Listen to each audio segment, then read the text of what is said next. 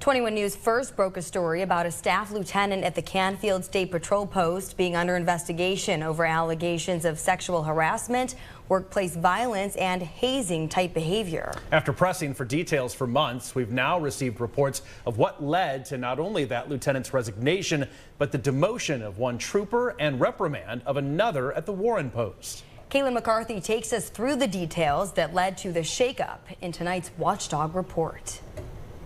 Derek and Madison, two officers are from the OSHP Warren Post, and a lieutenant from the Canfield Post was reassigned to Warren after these allegations came to light.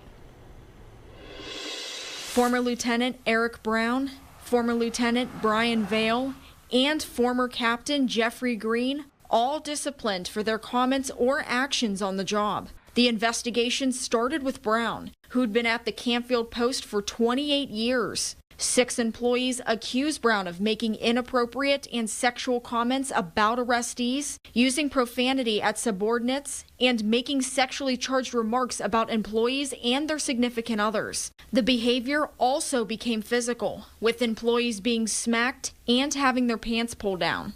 Some of the language allegedly used by Brown included graphic sexual comments about the appearance and genitalia of people in custody.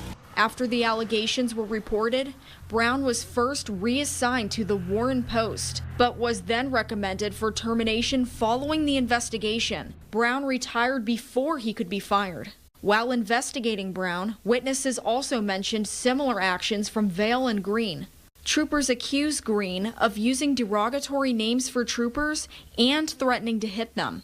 Captain Green was demoted to a staff lieutenant and transferred to the Cleveland Post. Vale worked with the division for almost 24 years. He was accused of using profanity in a meeting in September. The complaint also alleges that Vale and Green openly mocked the investigation. Vale received a written reprimand. All 3 officers were questioned during the investigation. When confronted with all of the allegations against them, they characterized them as misunderstandings. A statement from the OSP Public Affairs Unit says the patrol took the allegations seriously and they do not reflect the values of this agency. With more local news, I'm Kaitlyn McCarthy.